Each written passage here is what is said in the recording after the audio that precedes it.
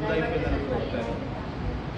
దాని ఎలా తెచ్చు రేపు పాడదుగానే పుష్పాలు పెట్టాను.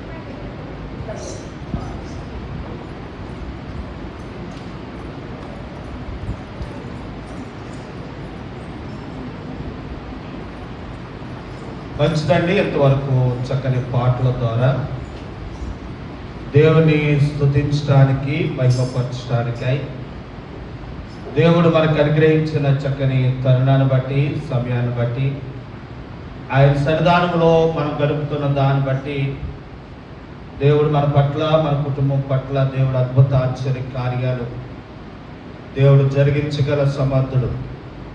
వాక్యం చెప్తా ఉంది, ఒక దినం దేవుని సన్నిధిలో గడిపితే 1000 దినములంతా ఆస్వాదమని గ్రంథములో దేవుడు మనకు వాగ్దానం చేశారు. ఆ ప్రకారముగా మనం ఆయన సన్నిధానంలో గడుపుతున్న దాన్ని బట్టి దేవుడు మనలను, మన కుటుంబంలో దేవుడు అద్భుత ఆశ్చర్య కార్యాలు జరిగించును గాక. ఆమేన్. ప్రియులారా, సమయంలో ప్రార్థన చేసుకొని మన కార్యక్రమంలోకి వెళదాం. తలలు వంచండి, కళ్ళు మూసుకుందాం, ప్రార్థనలో వేకెవిద్దాం. మమ్మల్ని మిక్కులుగా ప్రేమించిన మా పరలోకమందున్న మా తండ్రి, కృప కలిగిన మా ప్రభువా, స్తోత్రాలు కూడా సకలాశ్రదమునకు కారణభూతుడైన మా ప్రభువా, మీకు వందనాలు, స్తోత్రాలు, స్తుతులు చెల్లించుకుంటున్నాం. మరొకసారి మరొక రోజు మీ ఆవరణలో చేరి మిమ్మల్ని ఆరాధించడానికి, స్తుతించడానికి, మహిమపరచడానికై ప్రభువా మీరు మాకు అనుగ్రహించిన చక్కని అవకాశమునకై, సమయమునకై మీకు స్తోత్రాలు, స్తుతులు చెల్లించుకుంటున్నాం. కోడి తన పిల్లలను రెక్కల కింద కాల్చినట్లుగా మీరు మమ్మల్ని కాపాడుతున్న విధానమునకే మీకు స్తోత్రాలు.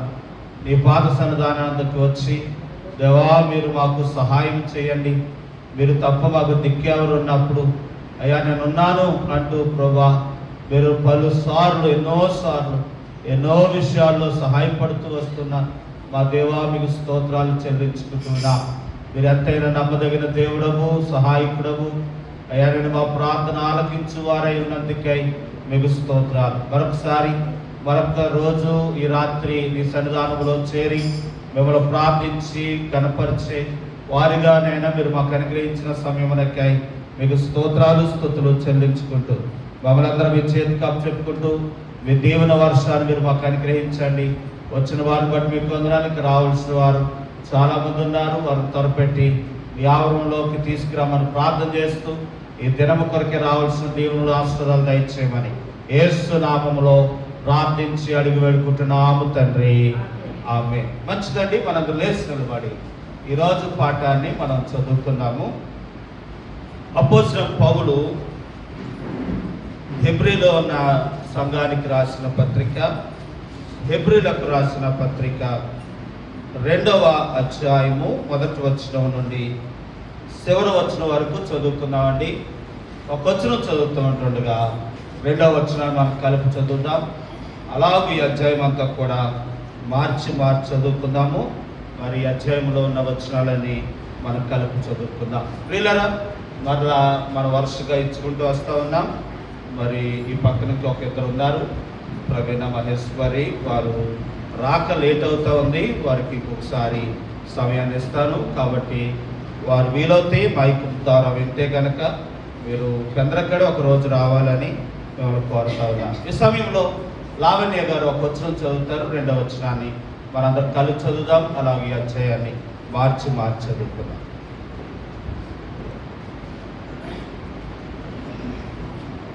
రాసిన పత్రిక 2వ అధ్యాయం. కావున మనము విన్న సంగతులను విడిచిపెట్టి కొట్టుకొని పోకున్నట్లు వాటి యందు మరి విశేష జాగ్రత్త కలిగి ఉండవలెను.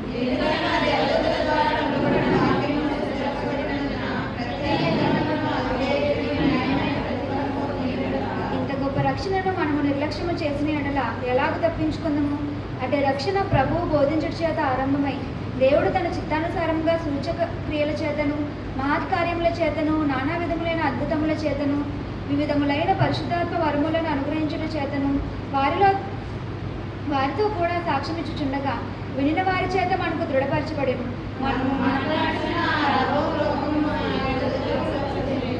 అయితే ఒకడు ఒక చోట ఇలాగున దృఢముగా సాక్ష్యమిచ్చుచున్నాడు, నీవు మనిషిని జ్ఞాపకం చేసుకున్నటకు వాడేపాటివాడు, నీవు నరపుత్రుని దర్శించుటకు వాడేపాటివాడు,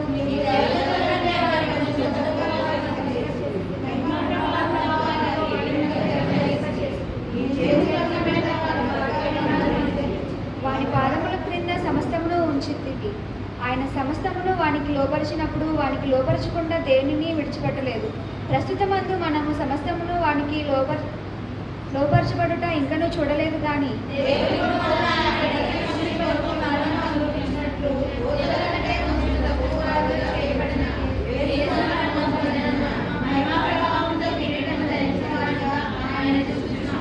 ఎవని నిమిత్తము సమస్తమును ఉన్నవో, ఎవని వలన సమస్తమును కలుగుచున్నవో, ఆయన అనేకులైన కుమారులను మహిమకు తెచ్చుచుండగా, మరియు నేను ఆయనను నమ్ముకొని ఉందుననియు, ఇదిగో నేనును దేవుడు నాకు ఇచ్చిన పిల్లలను అనియు చెప్పుచున్నాడు.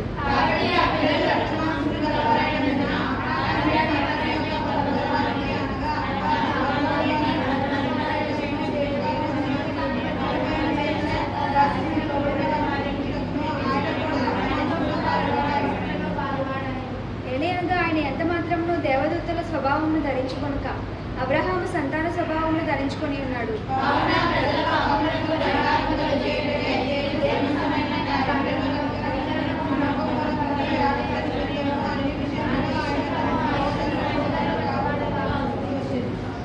తాను శోధింపబడి శ్రమ పొందిన గనుక శోధింపబడే వారికి సహాయము చేయగలవాడై ఉన్నాడు. మంచిదండి. మనందరం అలాగే నిలబడి ప్రభును స్తుతిద్దాం, ఆయన నామాన్ని కనపడదాం, ప్రభు చేసిన మేలును తలంచుకొనుచు ప్రభుని కనపడదాం. ప్రియులారా, మనము ఎంత స్వరముతో ఎంత బలముతో దేవుని ఆరాధిస్తామో అంత బలముతో దేవుని ఆరాధిస్తున్నప్పుడు దేవుడు మన కుటుంబంలో నిండుగా దేవుని ఆశీర్వాదాలు దేవుడు మనకు అనుగ్రహిస్తాడు. ఒకవేళ అనారోగ్యం ఉందా, దాన్ని దూరం చేస్తాడు. ఒకవేళ అప్పులతో బాధపడుతున్నామా, ఆ రుణాలు దేవుడు తీరుస్తాడు. ఒకవేళ జరగని కార్యాలు ఉన్నాయా, అది దేవుడు కార్యాలుగా తన అద్భుత కార్యం జరిగిస్తాడు. ఆయనకు అసాధ్యమైనది ఏదేదు సమస్తమును సాధ్యం చేయగల దేవుణ్ణి మనం ఆరాధిద్దాం, ప్రభును స్తుతిద్దాం, ఆయన నామాన్ని కనపడతాం. మహిమ ఘనతకు ఆర్హుడవు నీవే నా దైవమా, మహిమ ఘనతకు ఆర్హుడవు నీవే నా దైవమా, సృష్టికర్త మూర్తిదాత, సృష్టికర్త మూర్తిదాత, మనుషులకు మాకుడా ఆరాధన నీకే.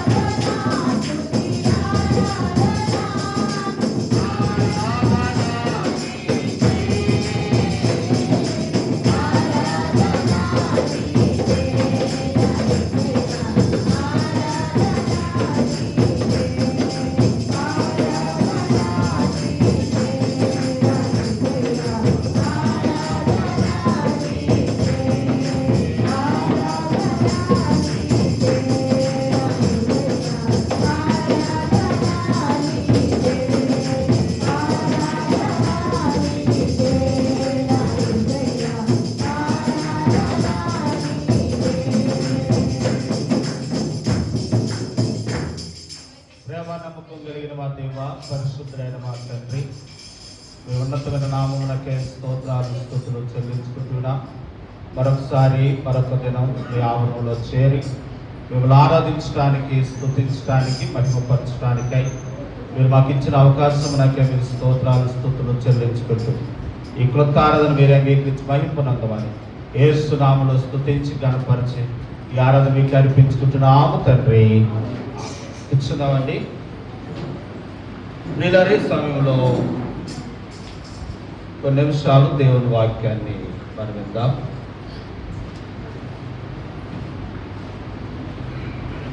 దేవుని వాక్యంలో ఉన్న మాటలు, కొన్ని మాటలు మన మీద ముందుగా ప్రభుని స్తుతించి ఆరాధించి దేవుని గణపరిచే భాగ్యము దేవుని మనకు అనుగ్రహించారు. గుంపుగా పాటలు పాడటం చాలా సంతోషం, దేవునికి మహిమ. బైబిల్ గ్రంథంలో పాటలు పాడుతున్నప్పుడు ఎరుకో గోళ్ళు ఏమైనా శరసాలు పునాదులు బద్దలై కదండి. తర్వాత ఇంకెక్కడ అనంటే పాటలు పాడినప్పుడు సవుల్లో ఉన్న దయ్యము పాడి ఎప్పుడు కాబట్టి పాటలు పాడినప్పటికీ రావాలి. మొట్టమొదట ఈరోజు కానీ మొట్టమొదటి నుంచి పుష్ప గారు మొట్టమొదట వస్తుంది. ఒకసారి చప్పలు కొట్టండి పుష్ప గారికి గట్టిగా. తర్వాత సుందరమ్మ గారు మొట్టమొదట వస్తూ ఉన్నారు. ఆవిడ కూడా కొట్టండి, ఆవిడ కొట్టరా. ఆ తర్వాత ఒక్కొక్కరు వస్తూ ఉన్నారు. కాబట్టి రేపు పొద్దున ఎవరు వస్తారో చూద్దాం, మీకు చప్పలు కొట్టు. మంచిదండి. మనందరూ కలిసి ఒకసారి ఈ పాట పాడుదాం. గుంపుగా పాడాలి, కలిసి పాడాలి, కలిసి మనము ప్రభువును స్తుతించాలి. నీతో గడిపే ప్రతి క్షణము ఆనంద భాస్వాలు ఆగవయ్యా. నీతో గడిపే ప్రతి క్షణము ఆనంద భాస్వాలు ఆగవయ్యా.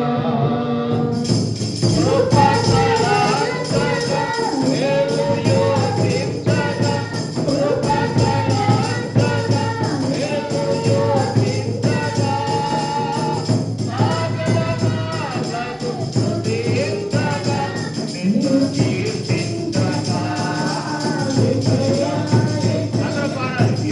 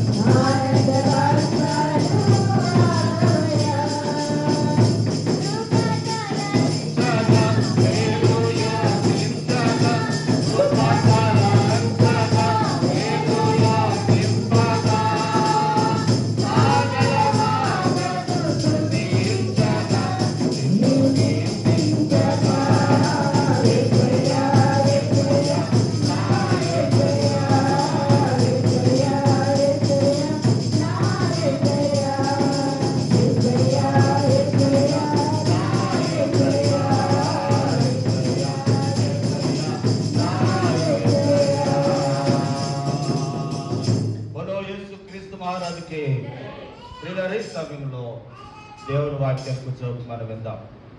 అపోస్తలుడైన పౌలు హెబ్రీయులకు రాసిన పత్రిక 2వ అధ్యాయాన్ని మనం చదువుకున్నాం. ఈ అధ్యాయంలో నుండి కొన్ని మాటలు క్లుప్తంగా మీకు జ్ఞాపకం చేస్తాను. ప్రియులారా, యేసు ప్రభువారు చనిపోయి పునరుత్థానుడై తిరిగి లేచిన తర్వాత పెంతెకొస్తు పండుగ దినాన అనేక దేశాల నుండి వచ్చిన వారు మార్పు చెంది ఆయా ప్రాంతాలకు వెళ్ళి ఆయా ప్రాంతాలలో సంఘాలుగా ఏర్పాటు చేయబడిన వారిని మనం చూస్తూ ఉన్నాం. హెబ్రీలు అనేవారు దేవుని పిల్లలు. హెబ్రీలు ఎవరనంటే యూదులు. యూదులలో కొంతమంది దేవుని నమ్ముకున్నారు. ఆ దేవుని నమ్ముకున్న వారు, దేవుని నమ్ముకున్న వారి సంఘముగా ఏర్పాటు చేయబడిన వారికి పౌలు గారు ఉత్తరం రాయవలసి వచ్చింది. ఎందుకు రాయవలసి వచ్చింది అనంటే 2 భేదాభిప్రాయాలు ఉన్నాయి. ఒకటి ఏంటనంటే, యోధా జనాంగం అంటూ ఉన్నారు, మోషే మాకిచ్చిన ధర్మశాస్త్ర ప్రకారమే మేము దేవుని దగ్గరికి చేరగలుగుతా ఉన్నాం, దేవుడి ద్వారా మాకు మోక్షం దొరుకుతా ఉంది అని అంటూ ఉంటే, పౌలు గారు అంటున్నారు ధర్మశాస్త్రం ద్వారా కాదు మనుషుడు రక్షించబడింది, యేసు క్రీస్తునందు విశ్వాసం ఉంచడం ద్వారా వ్యక్తి ఏమవుతున్నాడు అని అంటే రక్షించబడుతున్నాడని పౌలు గారు చెప్పారు. అంటూ దాన్ని విభజించాడు. ఏంటనంటే, ధర్మశాస్త్రము ద్వారా జరగలేని కార్యం ఏంటి, విశ్వాసము ద్వారా జరిగిన కార్యం ఏంటి అనేది పౌలు గారు వివరిస్తూ ఈ హెబ్రీ రాసిన పత్రిక రాయవలసి వచ్చింది. ప్రియులారా, ధర్మశాస్త్రం అనేది మనందరికీ తెలుసు, చాలాసార్లు చెప్తున్నారు. బలులు అర్పించటం, దేవాలయానికి వెళ్ళటం, లేకపోతే దేవుడిచ్చిన ఆజ్ఞలు అనుసరించటం, ఇలాగూ ధర్మశాస్త్ర విధులు. కనుక ఎవరైనా తప్పు చేస్తూ ఉంటుంటే తప్పు చేసిన వాడు ఒక గొర్రె నట్టుకుని వచ్చేసి పాప విముక్తి పొందేసి వెళ్ళిపోతున్నాడు, ఓహో నేను క్షమించబడిపోయానని అలా అనుకుంటున్నాడు. కానీ వాడు సంపూర్ణంగా మారటలేదు. నాకు అర్థం అవ్వాలంటే ఇలా చెప్పవచ్చు. ఎవరినో పొడి చేశాడండి, పొడి చేసిన వాడు మరణ శిక్ష పాత్రుడు కాబట్టి జైలుకి వెళ్ళిపోతా ఉన్నాడు. జైలుకి వెళ్ళిపోయిన తర్వాత లాయర్ గారిని పెట్టుకుని ఏదో ఒక రకంగా మళ్ళీ బయటికి వస్తున్నాడు. ఈ బయటకు వచ్చేసిన వాడు లోపల ఉన్నంత కాలము మారాడేమనుకుని జైలు అనుకుంటున్నాం కానీ మారలేదు. మళ్ళీ బయటకు వచ్చి మళ్ళీ చేస్తాడు. అర్థమలేదు నా మాట. ఒక వ్యక్తి నరహంతకు చేస్తున్నాడని అది మనసు అంతా ఏంటంటే ఎదటి వ్యక్తిని నరహంత చేయటం మనసు. ఎవరినో పొడి చేశాడు, పొడి చేసిన వాడు మారతారని ఎక్కడేశారు, జైల్లో వేశారు. కనుక కొన్ని సంవత్సరాలు జైల్లో ఉన్నాడు, ఒక 20 సంవత్సరాలు జైల్లో ఉన్నాడు, బయటకు వచ్చాడు. కానీ బయటకు వచ్చాడు కానీ వాడి స్వభావం మారలేదు. మారకుండా మళ్ళీ ఏం చేశాడు, ఇంకోని పొడిచాడు, మళ్ళీ ఇంకోని పొడిచి మళ్ళీ లోపలికి వెళ్తున్నప్పుడు అన్నాడు, ఎంతరా నేను మళ్ళీ ఇంకొక 20 సంవత్సరాలు బయటికి వచ్చా. అంటే మనిషి శిక్ష విధిస్తున్నారు కానీ మార్పు మాత్రం రావటం లేదు. ధర్మశాస్త్రం కూడా అలాంటిదే.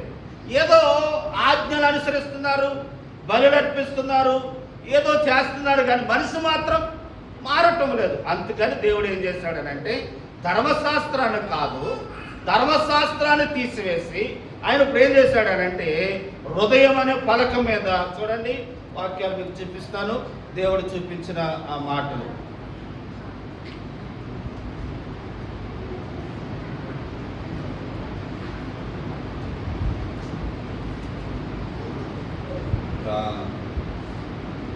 దేవుడి వాక్యంలో చూస్తే అండి, హెబ్రీయులకు రాసిన పత్రిక 10వ అధ్యాయం 16వ వచనం. ఏలయనగా నేను వారితో చేయబోవు నిబంధన ఇదే, నా ధర్మ విధులు వారు హృదయమందుంచి వారు మనస్సు మీద వాటిని రాయదునని చెప్పిన తర్వాత నేను ఇంకెన్నడికి. ఇప్పుడు దేవుడు ఏం చేశారంటే వీడు ఎన్నిసార్లు క్షమించినా మళ్ళీ చేస్తున్నాడు, మరి గొర్రెనట్టుకుని వచ్చేస్తున్నాడని ఇక ధర్మశాస్త్ర విధులు కాదు అని చెప్పి దేవుడు ఇప్పుడు ఏం చేశాడనంటే దేవుని ఆ ధర్మ విధులు ఏమవుతున్నాయో అవంట ఇప్పుడు ఎక్కడ రాశాడనంటే హృదయంలోనే రాశాడు. ఇప్పుడు హృదయంలో రాయటాన్ని బట్టి మనుషుడికి ఇప్పుడు ఏమొచ్చిందనంటే మార్పు వచ్చింది. ప్రియులను గమనించాలి, పరిశుద్ధాత్ముడు ఎప్పుడైతే మనలోకి వస్తాడో ఆ పరిశుద్ధాత్ముడు మనలోకి రావటాన్ని బట్టి పరిశుద్ధాత్మ పూర్ణులైన వారు ఇంకా సిగరెట్ కాల్చమన్నా కాల్చరు, ఇంకా వారు నరహత్య చేయమన్నా చేయరు, ఇంకా వారు తప్పు మార్గంలోకి వెళ్ళమన్నా వెళ్ళరు. ఎందుకనంటే వారు హృదయంలో పరిశుద్ధాత్మన దేవుని చేత వారు దేవుని నియమములు ఏం చేయబడి రాయబడ్డాయి. అంటే దేవుని హృదయం చేత ముద్రించబడ్డాడు. ఇంకో విషయాన్ని మీకు అర్థమయ్యేలా చెప్తాను. ప్రియులారా, నేను చాలా మందిని నేను అన్నానండి, దేవుని ఎరక్యతం చాలా దుర్మార్గంగా ఉండేవారు, మనుషులు మార్దామని ఎంతో ప్రయత్నం చేశారు, మారలేదు. కానీ దేవుని నమ్ముకున్న తర్వాత, దేవుని విధులేయో తెలుసుకున్న తర్వాత ఇంకా మళ్ళీ పాపము చేయాలన్నా చేయలేకపోయారు. ఈరోజు ఎందులో అంటే ఫేస్బుక్లో ఒక సందర్భం చూశాను. అడేవాడు ఏలనగా పెట్టాడు. ఎలాగంటే ఒక అమ్మాయి, ఒక ఆవిడ, పెద్ద ఆవిడే, భర్త చనిపోయాడట. ఆవిడ పూజ గదిలో ఉన్న ఒక ఇంటికి పనికి వెళ్ళింది. పూజ గదిలో ఉన్న ఆ సామాగ్రి అంతా కడుగుతుంది. కడుగుతూ ఏమన్నాడంటే ఆ ఇంటికి గల ఆ హేళన చేసే వ్యక్తి ఏమన్నాడంటే, నీవు మా దేవుడు పూజ గదులు కడుగుతావు కానీ మా ద్వారా నువ్వు పోషించబడతావు కానీ మా ప్రసాదాన్ని తినవు. ఇదిగో మా దేవుడికి మాత్రం మొక్కు, ఒకసారి మొక్కు అని అంటే నిన్ను తీసేస్తాం అన్నా కానీ ఆవిడేమని తెలుసా, నేను మొక్కను, నన్ను తీసేస్తాం పర్లేదు, నేను మొక్కను అని అన్నా. అంటే ఆమె ఈ ధర్మశాస్త్రాన్ని బట్టి ఆవిడ భయపడతలేదు. దేని బట్టి భయపడుతుంది? ఆమె హృదయమును దేవుడు ఏం చేశాడు?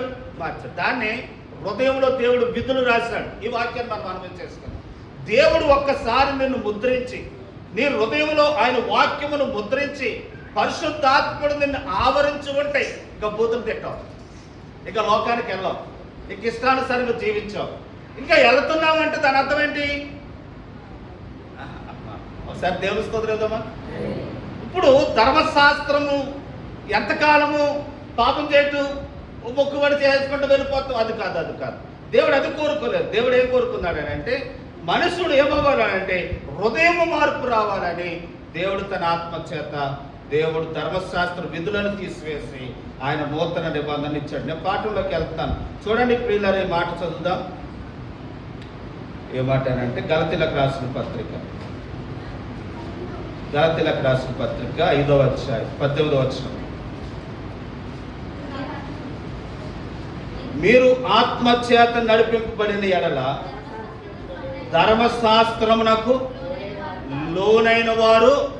కాబట్టి దేవుని ఆత్మచేత నడిపింపబడుతున్న వ్యక్తికి ఇక ధర్మశాస్త్ర విధులతో పని లేదు. తాను పరిశుద్ధాత్మ చేత ఏం చేయబడతాడని అంటే నడిపింపబడతాడనే విషయాన్ని మీకు తెలియపరుచుకుంటున్నా. ప్రియులారా, చదువుదాం. ఇంకొక మాట చదివేసి నేను ముందుకు వెళ్ళిపోతాను.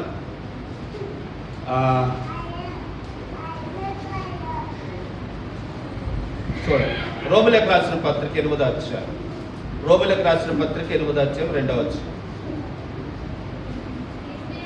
క్రీస్తు యేసునందు జీవమునిచ్చు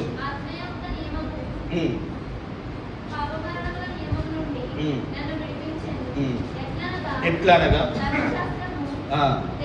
ధర్మశాస్త్రం దేన్ని చేయజాలకపోయినో దాని దేవుడు, ఏది ధర్మశాస్త్రం చేయలేకపోయిందో అది మనుషుడు, దేవుడే అది జరిగించాడు. అండి, ఒక వ్యక్తిని తీసుకొచ్చి ఇలా ఉదాహరణ చెప్తున్నాను. సిగరెట్ కాల్చేవాడు చేతులు కట్టేసిన తర్వాత మళ్ళీ రోజంతా వచ్చి సాయంకాలం ఇవ్వండి ఏం చేస్తాడు?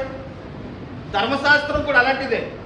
చేయొద్దని నియమాలు పెట్టినంత మాత్రాన మనుషుడు చేయటం మానలేదని దేవుడు ఏం చేశాడంటే ధర్మశాస్త్రం ఏది చేయలేకపోయిందో అది దేవుడు చేయటానికి లోకానికి వచ్చి తానే మన కొరకు బలియాగమై తన ఆత్మను దేవుడు మనకు అనుగ్రహించడాన్ని బట్టి మనం క్రియల రూపముగా కాదు కానీ ఆత్మ మూలముగా మార్పు చెందిన వారు వలె మనం ఉన్నాం అనే విషయాన్ని తెలియపరుచుకుంటున్నాను. కాబట్టి ప్రియులారా, నేను చెప్పాలనుకున్న వాక్య భాగంలోనికి మనం వెళదాం.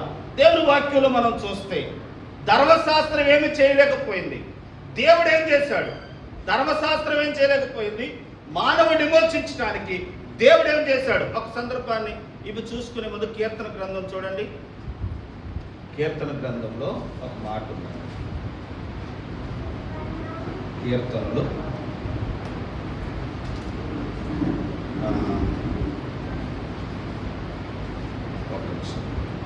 49వ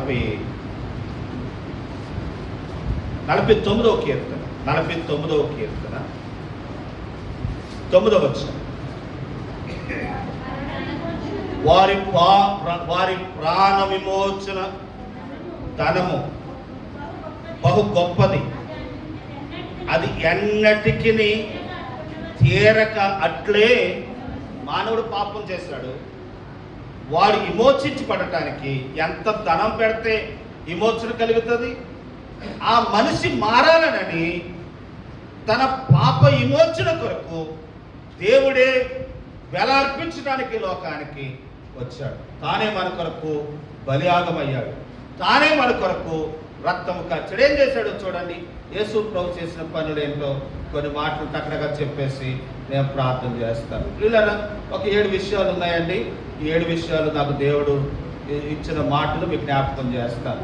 మన ప్రాణదానము కొరకు, మన ప్రాణ రక్షణ కొరకు, నరకానికి వెళ్ళకుండా ఉండటానికి దేవుడు ఏం చేశాడు అని అంటే, ఈరోజు చదువుకున్న పాఠంలోనే ఏప్రిల్కి రాసిన పత్రికలో ఒక మొట్టమొదటి మాట చదువుదాం. ఏం చేశాడంట అని అంటే చదువుదామండి.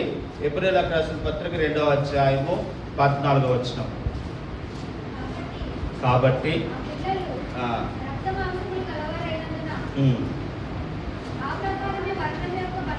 మరణం యొక్క బలము గల వానిని అనగా అపవాదిని మరణము ద్వారా నశింప చేయుటకును మరణ భయము చేత విడిపించుటకును ఆయన కూడా ఏమయ్యాడంట? మానవుడు ప్రాణమును విమోచించటానికి, మానవుడు నరకానికి వెళ్ళకుండా ఉండటానికి తాను దేవాతి దేవుడైంది. మానవుడికి లోకానికి వచ్చి ఈ లోకములో ఆయన 3.5 సంవత్సరాలు జీవించి గుడ్డివారికి కన్నునిచ్చి, మూగవారికి నోటినిచ్చి, చెవిటి వారికి ఇరికినిచ్చి ఆయన గొప్పవాడు అనిపించుకొని మానవులందరి కొరకు తాను ఏమైవలసి వచ్చిందనంటే సిలువైబడవలసి. తాను సిలువైబడి రక్తము కార్చి చనిపోయి ఆయన 3వ దినాన్ని ఏం చేశాడట? తిరిగి లేచి. ఏ మరణం వద్ద మనుషుని భయపడుతుందో, పాపం ద్వారా వచ్చిన జీతం మరణం, మరణానికి భయపడుతున్న మరణములను ఆయన ఏం చేశాడట? 1 కొరింథీ రాసిన పత్రికలో చూస్తాం. ఓ మరణమా, ఓ ఖాళీ సమాధిలో మరణపు ముళ్ళు ఏం చేశాడనంటే, యేసు ప్రభుని ఎందుకు నమ్ముతున్నామనంటే వీళ్ళరా ధర్మశాస్త్రం చేయలేకపోయింది. యేసు ప్రభుని ఎందుకు నమ్ముతున్నామంటే ధర్మశాస్త్రం మరణాన్ని చేయించలేకపోయింది. ధర్మశాస్త్రం మానవుడిని సంపూర్ణంగా పవిత్రుడిగా చేయలేకపోయింది. ధర్మశాస్త్రం మానవుడిని విమోచించలేకపోయింది.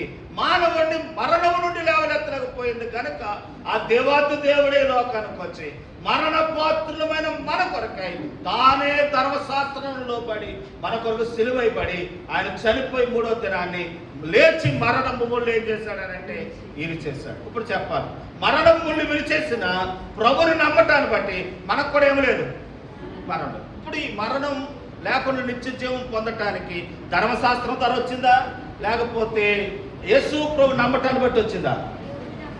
చూడండి, ఇక్కడే రాయబడి మాట.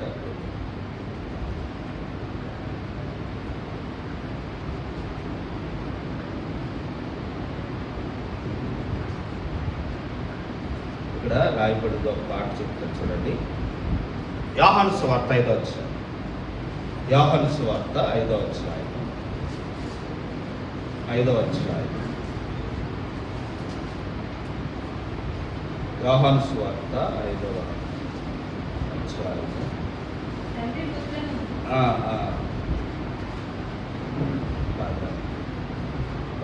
యోహాను 12వ ఒకసారి 5వ అధ్యాయం 24వ వచనం. నా మాట విని నన్ను పంపిన వాని యందు విశ్వాసం ఉంచిన వాడు నిత్య జీవం గలవాడు. వాడు తీర్పులోనికి రాక మరణములో నుండి జీవములోనికి ఏమైపోయాడట? యేసు ప్రభునందు విశ్వాసం ఉంచడం వల్ల ఆయన మరణాన్ని జయించాడు కాబట్టి ఆయన విశ్వాసం ఉంచడం ద్వారా మనము కూడా ఎక్కడి నుంచి దాటేశామంట. ఈ రోజు చనిపోయామనుకోండి, మరణం మనకు హాని చేయదు. మనం చనిపోయినా ఆయన తిరిగి లేచినట్టుగా ఆయన నమ్మాము కనుక, ఆయన జీవం మనలో ఉంది కనుక మనల్ని కూడా ఏం చేస్తాడు? తిరిగి లేపుతాడు. ఇది ధర్మశాస్త్రం చేయలేకపోయింది, యేసు ప్రభు చేస్తాడు. ఇంకేం చేశారు యేసు ప్రభు అని అంటే కనుక ప్రియులారా, ఈ మాటలు చదువుదాం. చూడండి యేసు ప్రభు ఇంకేం చేశారు అని మనం గమనిస్తే దేవుని వాక్యంలో నుండి ఇంకో మాటను మనం చదువుదాం. రోమిలకు రాసిన పత్రిక 6వ అధ్యాయం 22వ వచనం. రోమిలకు రాసిన పత్రిక 6వ అధ్యాయం 22వ వచనం చదువురమ్మా.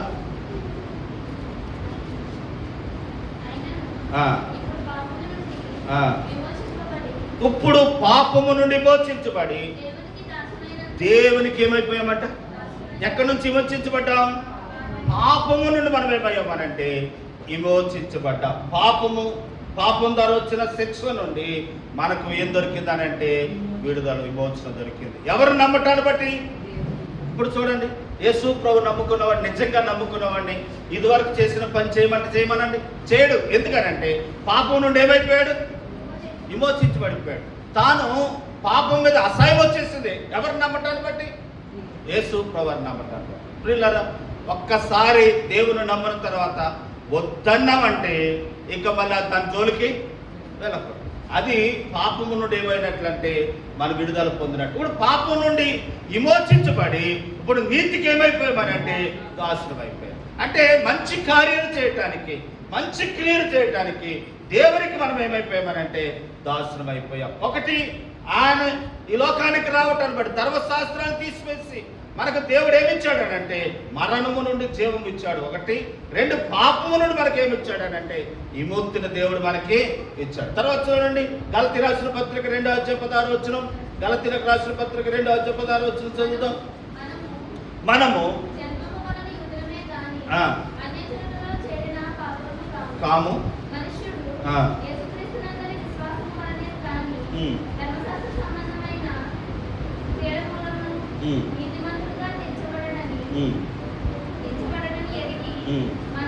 క్రియల మూలముగా నీతిమంతుడు తీర్చబడని మనమును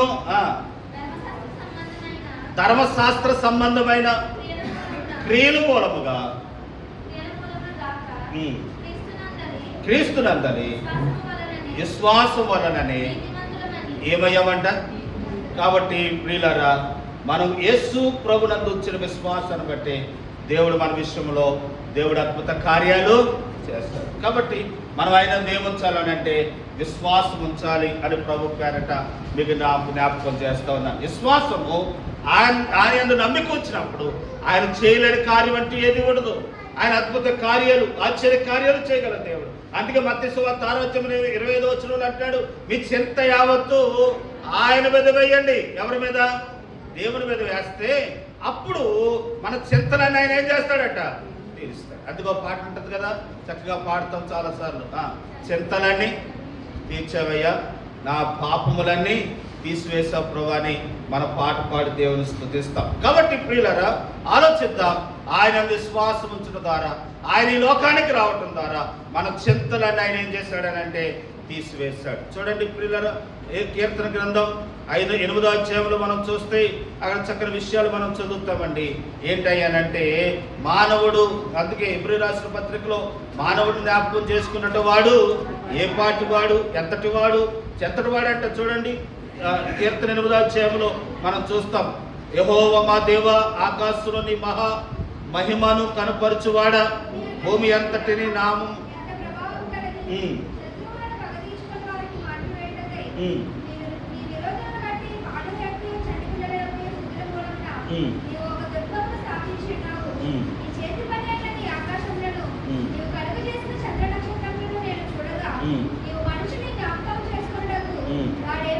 వాడే పాటు వాడు దేవుని కంటే వారిని తక్కువ వానిగా చేసి ఉన్నావు. మహిమా ప్రభావముతో వారి కిరీటము ధరింప చేసి ఉన్నావు. నీ చేతు పనుల మీద వారికి ఏమిచ్చావట? కాబట్టి దేవుని కంటే కొంచెం తక్కువ వాడిగా చేసిన ప్రభువే మన ప్రాణ విమోచన కొరకు ఆ మానవుడిగా వచ్చి ఇప్పుడు ఏమంటాడు తెలుసా? మీ చింత యావత్తు మీ చింతలన్నీ నేను తీరుస్తాను, మీ చింతల నుండి నేను విడుదల చేస్తానని ప్రభు చెప్తా ఉన్నాడు. చూడండి, కొలసి రాసిన పత్రిక 1:13 వచనంలో మనం చూస్తే అక్కడ చూస్తాం ఏంటంటే, అంధకార సంబంధమైన చీకటిలో నుండి ఆయన మనల్ని ఏం చేశాడనంటే విడిపించాడట. ఆ మాట కూడా చదువురమ్మా. మనలను అంధకార సంబంధమైన విడుదల చేసి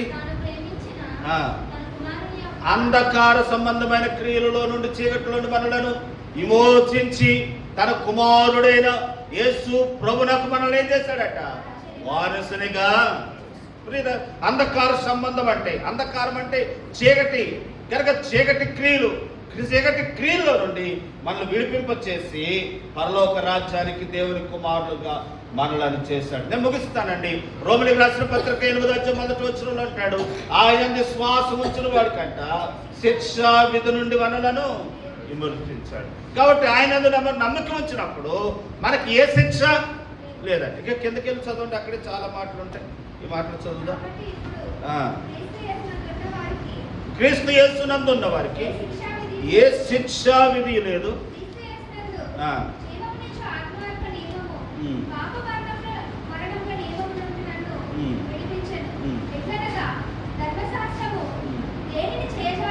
ధర్మశాస్త్రము దేని చేయజాలకపోయినో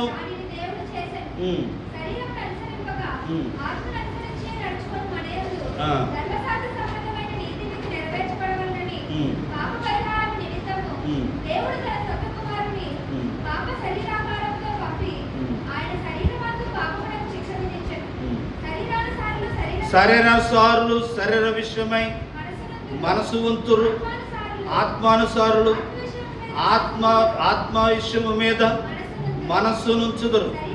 శరీరానుసారమైన మనస్సు మరణము, ఆత్మానుసారమైన మనస్సు ఆమె ఏం చేస్తుందట? శిక్షా విధి నుండి దేవుడు మనల్ని విమోచించిన దేవుడు ఈ లోకములో ధర్మశాస్త్ర విధముగా కాక ఆత్మ సంబంధమైన సారులుగా ఈ లోకంలో మనం జీవించినప్పుడు, అంటే మన మాట, మన చూపు, మన తలంపులు ఇవన్నీ ఆత్మ సంబంధంగా ఉంటే వచ్చిన ప్రతిఫలం ఏంటంట అన్నట్టు చూడండి. వచ్చిన ప్రతిఫలం ఏంటంటే ఆత్మ వలన జీవించిన జీవితం బట్టి, ఆ మనసును బట్టి వచ్చిన జీవితము నిత్య జీవం. అవి ఏ జీవం పొందుతాం? మరి లోక సంబంధంగా జీవిస్తే మరణం అంటే ఈ మాటలు చెప్పి నేను ముగిస్తానండి. అందరూ ఒకసారి దేవుని స్తోత్రంతో ఆత్మానుసారంగా జీవించావనుకో నిత్య జీవం అంట. శారీరకంగా జీవించావనుకో ఏమొస్తుందంట? శారీరకంగా జీవిస్తే వచ్చిన ప్రతిఫలం ఏంటంటే ఆఖరుని నిత్య నరకం, మరణం. ఈ లోకంలో నువ్వు ఎలా జీవిస్తా ఉన్నావు? దేవుని చేత విమోచించబడిన మనము శరీర సంబంధంగా జీవిస్తే శరీర సంబంధమైన ప్రతిఫలం వస్తుందంట. ఆఖరికేది చెప్పండి. ఇద్దరు వ్యక్తులు ఉన్నారంట బైబిల్లో. ఎవరు వాళ్ళిద్దరు? ధనవంతుడు, లాజరు చనిపోయాడు, ధనవంతుడు చనిపోయాడు. వాళ్ళు చనిపోయిన తర్వాత ఇద్దరు కూడా కొనుక్కోబడిన తర్వాత లాజరు ఏమో అబ్రహాము రొమ్మున ఆనుకుంటాకి వెళ్ళిపోయాడు. ధనవంతుడు ఎక్కడికి వెళ్ళిపోయాడట? పాతాళానికి వెళ్ళిపోయాడు. అగ్ని ఆరదు, పురుగు సంస్థలానికి వెళ్ళిపోయాడు. ఇప్పుడు వెళ్ళిపోయిన తర్వాత ఈ ధనవంతుడు ఆ అగ్నిగుండంలో ఉండి పైకి చూసి లాజరు చూసి, అబ్రహాము రొమ్మున ఆనుకున్న లాజరు చూసి పిలుస్తా ఉన్నాడు. ఏమనంటే, అబ్రహాము రొమ్మున ఆనుకున్న లాజరు, అయ్యా అబ్రహామా, ఒకసారి లాజరు పంపించి నా నాలుకను ఏం చేయి, చల్లార్చమని అన్నప్పుడు అప్పుడు అబ్రహాం ఏమన్నాడనంటే, అక్కడ వారు ఎక్కడికి, ఇక్కడ వారు అక్కడికి వెళ్ళటానికి లేదన్నాడు. అప్పుడు ఒక మాట అన్నాడు. ఏమనంటే, ధనవంతుడు ఒక మాట అన్నాడు. ఎవరనంటే అబ్రహాం, నీవు భూమి మీద నీకు ఇష్టం వచ్చినట్టుగా జీవించావు. ధనవంతుడు అగ్నిగుండానికి వెళ్ళటానికి, పాతాళానికి వెళ్ళటానికి కారణం ఏంటంటే తనకు వచ్చినట్టుగా, తనకిష్టం వచ్చినట్టుగా జీవించాడు కనుక ఎక్కడికి వెళ్ళాడు? ఇంకో మళ్ళీ మీకు అర్థమైందో లేదు, మళ్ళీ చెప్పు. మరణ సంబంధమైన, లోక సంబంధమైన జీవితాన్ని జీవించాడు కనుక ఆఖరు అంతం ధనవంతుడికి ఏమొచ్చింది? పాతాళం వచ్చింది. కానీ లాజరు లేకపోయినా, తినటానికి లేకపోయినా ఆత్మీయుడిగా జీవించాడు కనుక ఆఖరికి వచ్చిన మేలు ఏంటంటే ఏం సంపాదించుకున్నాడు? నిత్య జీవాన్ని సంపాదించుకున్నాడు. కాబట్టి ప్రియులారా, భూమి మీద ఉండగానే శారీరకంగా జీవిస్తున్నావా, ఆత్మీయంగా జీవిస్తున్నావో మనం ఏం చేసుకోవాలనంటే పరీక్ష చేసుకోవాలి. ధర్మశాస్త్ర విధంగా ధర్మశాస్త్రాన్ని కొలత కొలిస్తే మనలంట దేవుడు దేనితో కొలుస్తాడంటే తెలుసండి. చూడండి, యోహాను సువార్తలో ఆ మాట చదువుతాం. ఏంటనంటే యేసు ప్రభువారు దేనితో మనం కొలత కొలుస్తాడంటే పరలోకానికి వెళ్ళిన తర్వాత తీర్పు తీరుస్తాడట. ఆ తీర్పు దేనితో తీరుస్తాడనంటే, ఏ కొలత బద్దతో తీరుస్తాడనంటే ఇక్కడ మనం చూస్తామండి. ఏంటనంటే యోహాను సువార్త 5వ అధ్యాయంలో ఏ మాట ఆయన ఎలా తీరుస్తాడట అంటే 5వ అధ్యాయం 24వ వచనం చదువురమ్మా. నా మాట విని 12వ వచనం చదువు. 12వ అధ్యాయము 48వ వచనం. 12వ అధ్యాయము 48వ వచనం. నన్ను నిరాకరించి నా మాటలు అంగీకరింపని వానికి తీర్పు తీర్చువాడు అక్కడు కలడు. నేను చెప్పిన మాటయే అంచె దినమందు వారికి ఏం చేస్తాడట ప్రభు అంటున్నాడు. తీర్పు ఎలా తీరుస్తాడట అని అంటే ఏ కొలత బద్ద, ఏ కొలత బద్ద తీర్పు అని అంటే కొలత బద్ద ధర్మశాస్త్రంతో కాదు. దేనితో తీరుస్తాడట? యేసు ప్రభు ఏ మాట అయితే చెప్పాడు ఆ మాట ప్రకారం ఎవరైతే చేయలేదో ఆ మాటను బట్టి దేవుడు ఏం తీరుస్తాడట. అమ్మా సరిగ్గా కూర్చోండిరా, బైబిల్లో ఉంది. తల మీద ముసుకేసుకోండిరా, బైబిల్లో ఉంది. క్రమానికి టయానికి రండిరా, బైబిల్లో ఉంది కదండి. తర్వాత పాటలు పాడండిరా, బైబిల్లో ఉంది. కనుక ఇవన్నీ దేవుడిచ్చిన ఆజ్ఞలు. ఈ ప్రకారం చేయకపోతే ఈ మాటలు బట్టి దేవుడు పరలోకంలో తీరుస్తాడు, తీర్పు తీరుస్తాడు. సరిగా ఆయన మాట వినక ఎవరిష్టానుసారంగా వారు జీవిస్తూ చెప్పవులే వద్దులే అన్నట్టు జీవిస్తే ఆ మాటను బట్టి మన పరలోకంలో ఏమవుతుంది? తీర్పు తీర్చబడుతుంది. అమ్మా బూతులు ఆడొద్దు, గొడవలు ఆడొద్దు, ఇష్టానుసారం జీవించొద్దు, దైవభక్తి కలిగి ఉండండి, దేవుని కొరకు జీవించండి, ప్రభు వస్తాడు అని చెప్పినప్పుడు ఈ మాటను బట్టి దేవుడు అక్కడ ఏం చేస్తాడట? తీర్పు తీరుస్తాడు. నన్ను అడుగుతాడు మరి రేపొద్దున, చెప్పవా బాబు, అయ్యా చెప్పవా చెప్పవా అంటే చెప్పని అనుకో, ఆ స్క్రీన్ వస్తుందట. చూడండి ఏ స్క్రీన్ వస్తుందో మన టీవీలో ఎలా చూపిస్తున్నారో చూపిస్తాడట. కీర్తన 91వ కీర్తన 90వ కీర్తన మన రహస్య పాపమునంట. అక్కడ మనం చేసిన చేయకుండా చేశానని అనుకోండి, తన తీర్పు ఆయన ముఖంలో కనపడుతుందట. పాడావా? పాడానండి. పాడావా లేదో చూస్తాడట, ఆయన ముఖంలో కనపడుతుందట. వచ్చావా? వచ్చానంటే వచ్చావా లేదా ఆయన ముఖంలో చూస్తాడట. ఆయన మాట చెప్పులు చేసావా లేదా ఆ మాట పట్టుకుంటే మా ఎన్న వచ్చినవరమ్మా ఏలవదు. మా దోషములను నీవు నీ ఎదుట ఉంచుకుని ఉన్నావు, నీ ముఖ కాంతిలో మా రహస్య పాపములు అవి ఎక్కడ కనపడతాయి? ఆయన ముఖంలోనే కనపడుతుంది. మనం అబద్ధమాడుతున్నామో ఆయన మాట చెప్పులు చేశామో లేదో ఎక్కడ కనపడతాయట? ఆయన ముఖ కాంతిలో స్క్రీన్ మీద మనకు కనపడతాయి. కాబట్టి ఈ లోకంలో ఉంటుండగా మన ఇష్టానుసారం కాదు, కానీ ఎవరిష్ట ప్రకారం జీవిద్దాం, దేవుని ఇష్ట ప్రకారం జీవితం. మనం ఎవరో ఒక స్టాటస్లో చూసారండి, ఏంటనంటే సంపాదించడం పెద్ద గొప్ప కాదు, దేవుడు ఇమ్మంటం పెద్ద గొప్ప కాదట, ఇచ్చిన దాన్ని ఏం చేయాలి? నిలబెట్టుకోవడం గొప్ప అని మాట చదువు. కాబట్టి దేవుడు మనకిచ్చిన జీవితాన్ని పాపములో పడిపోకుండా మన జీవితాన్ని ఏం చేసుకోవాలి? కాపాడుకునటం గొప్ప, మారటం గొప్ప కాదు, కాపాడుకోవడం గొప్ప. కాబట్టి దేవుని మాట ప్రకారం ఈ లోకంలో మనం జీవిస్తున్నామా లేదా అనేది ఆ కొలత వేసుకొని మనం సాగిపోయే వారిగా ఉండాలని ప్రభు పేరట మీకు మనం చేస్తా ఉన్నాను, ముగిస్తా ఉన్నాను. ఏంటంటే ధర్మశాస్త్రం ద్వారా జరిగిన కార్యము యేసు ప్రభు తన మాట చేత, తన వాక్కు చేత ఆయన మనకు సహాయం చేశాడు. ఆయన మాట ప్రకారం ఈ లోకంలో జీవిద్దాం, ఆయన సహాయాన్ని మనం పొందుకుందాం, ఆయన కృపలో సాగిపోదాం. అటు రీతిగా దేవుడు మనకు సహాయం చేసేలాగున చూడండి.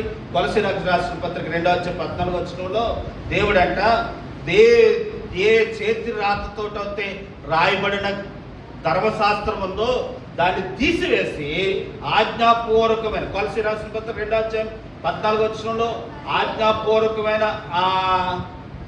ఆ పత్రాన్ని అంటే బేకుల కేసు ఏం చేశాడు అని అంటే కొట్టేశాడు సిలువలో. చూడండి, చదవండి.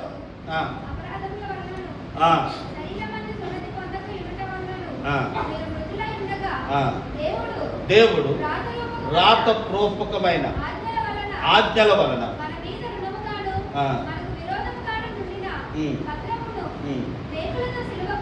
మేకులతో సిలువ కొట్టి దాని మీది చేవ్రాతను తుడిచివేసి ఆ. మనకు అడ్డము లేకుండా ఆ. దానిని ఎత్తివేసి మన అపరాధములన్నిటినీ క్షమించి మన అపరాధములను క్షమించేసి ఆయనతో కూడా మనల్ని జీవింపచేసెను. మనల్ని ఏం చేశాడట? జీవింపచేసెను. ఇప్పుడు చెప్పాలి. ఇప్పుడు ధర్మశాస్త్ర ప్రకారం ఇప్పుడు జీవించాలంటారు, వద్దంటారు? జీవించవసరం లేదు. ఇప్పుడు ఎలా జీవించాలి? ఆయన మాట ప్రకారమే జీవించాలి. అదిగో ఆయన ఎలా ఉండమన్నాడు, పత్రికలు ఎలా చెప్పాడు, ఎలా చేయమన్నాడు కనుక అలా చేసినప్పుడు మనం దానికి తగిన బహుమానాన్ని మనం పొందుకుంటాం. కాబట్టి అట్రీతిగా ప్రభు ధర్మశాస్త్రాన్ని నెరవేర్చి ఆయన మాట మనకిచ్చాడు. అది తేలికైనది, సులువైనది. ఆ తేలికైన మాటలు అనుసరిస్తూ ఆయనలో సాగిపోదాం. దేవుని సహాయాన్ని పొందుకుందాం. అట్టి కృప దేవుడు మనకు అనుగ్రహించినట్లుగా మనం ప్రార్థన చేసుకుందాం. అట్టి కృప దేవుడు మనకు సహాయం చేయను గాక. ఆమేన్. తలను ఉంచుదాం, కళ్ళు మూసుకుందాం, ప్రార్థించుదాం. ప్రియులారా, ఒక్కసారి మరి ఈ వర్తమానం అర్థమైందో లేదో, ధర్మశాస్త్ర కొలత లేదు మనకి. ఇక సున్నతి చేయబడవలసిన పని లేదు, మేకలు తేవలసిన పని లేదు, గొర్రెలు తేవలసిన పని లేదు. ఇప్పుడు మనం చేయవలసిన పని ఏంటంటే ఆయన మాట చెప్పిన మనం విని యేసు ప్రభు దేవుడని నమ్మి ఆయన మన హృదయాల్లో చేర్చుకొని ఆయన ఆత్మను మనం పొందుకునే వారిగా ఉంటే ఆయన మన హృదయం యందు రాసిన ఆ మాటల ప్రకారం మనం జీవించినప్పుడు, ఇదిగో దైవజనుడు చేత ఏ మాటలు చెప్తా ఉన్నారు, ఇది చెయ్యాలి, ఇది చేయకూడదు, ఇలా ఉండాలి, ఇలా జీవించాలని చెప్తున్నాం. ఈ మాటల ప్రకారం ఎవరైతే జీవిస్తున్నారో వారికి నిత్య జీవం, వారు పరలోకానికి వెళ్తారు, వారు పరలోకములు ఉంటారు. అలా కాక ఎవరిష్టానుసారం వారు జీవిస్తూ ఉంటే అదిగో ధనవంతుడు నరకంలో ఉన్నాడు, తన ఇష్టానుసారం జీవించినట్టుగా. కాబట్టి ఈరోజు అలా కాక నీ మాట చెప్పున మేము జీవిస్తాం నాయన, నీ మాట చెప్పున మేము నడుస్తాం అని ఆయన మాటకు మనం విధేయులవుతాం. ఇదిగో దైవజనులుగా చెప్తున్న మాటలు ఎవరి మాటలు? దేవుని మాటలు కదా. ఈ మాటకు లోబడకపోతే మనం తీర్పు పాలవుతాం. కాబట్టి దేవుని వాక్యానికి లోబడాలి, దేవుని మాటలకు లోబడాలి. అలా లోబడినప్పుడు తీర్పు నుండి మనం తప్పించబడి నిత్య రాజ్యానికి వారసులు అవుతాం. కాబట్టి ప్రార్థన చేసుకుందాం, దేవుని సహాయాన్ని పొందుకుందాం. ప్రియులారా, వరుసగా ఈ పక్కన ఉన్న వారికి వాక్యాలు ఇచ్చాము, ఆ పక్కనలో ప్రార్థనలు ఇచ్చేవారు. ఈసారి మళ్ళీ ఈ రోజు నుండి ఈ పక్కనలో వాక్యం ఇస్తున్నాం, ఈ పక్కనలో ప్రార్థనలు చేయాలని ప్రభు పేరట మీకు మనవి చేస్తూ ఉన్నాం. ఫ్యామిలీ ప్రార్థన చేస్తారు, వారి ప్రార్థనతో మనం ఎక్కిపిద్దాం. ప్రార్థన.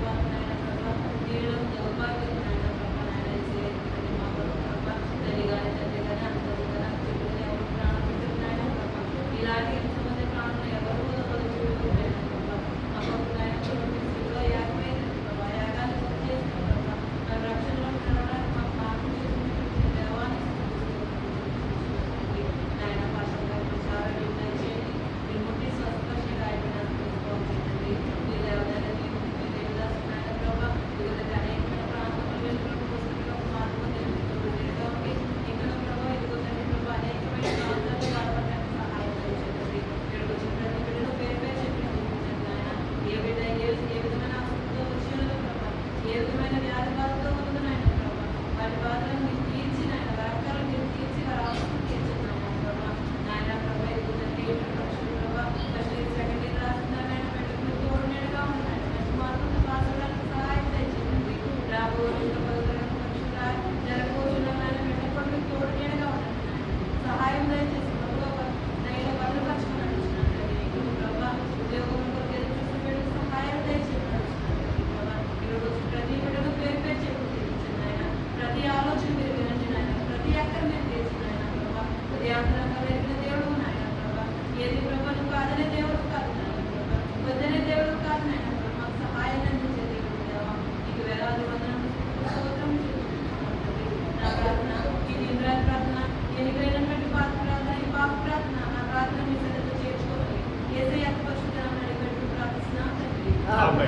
ఆశీర్వాదం తీసుకున్నామండి. పరిశుద్ధుల మీకు వందనాలు, ఇంతవరకు సహాయపడ్డారు. మీ సన్నిధి మాతో ఉంచినందుకే మీ స్తోత్రాలు. వచ్చిన బిడ్డలను దీవించడం వెళుతూ ఉంటుండగా సహాయపడండి. మీకు సన్నిధి మీ కాపుదల మాతో ఉంచి మమ్మల్ని నడిపించమని యేసు ప్రభువు పేరట అడిగి వేడుకుంటున్నాము తండ్రి. మన తండ్రి అయిన దేవుని ప్రేమయు కుమారుడు యేసు క్రీస్తు వారి కృపయు పరిశుద్ధాత్మనుని ఆ సహవాసం కాపుదల దీవెన ఆశీర్వాదాలు ఇప్పుడు ఎల్లప్పుడు ప్రభుత్వం వరకు సదాకాలం కూడి వచ్చిన మనందరికీ నిత్యము తోడండి, కాపాడు, దీవించి నడిపింప చేయను గాక. అందరికి వందనాలు. God bless you.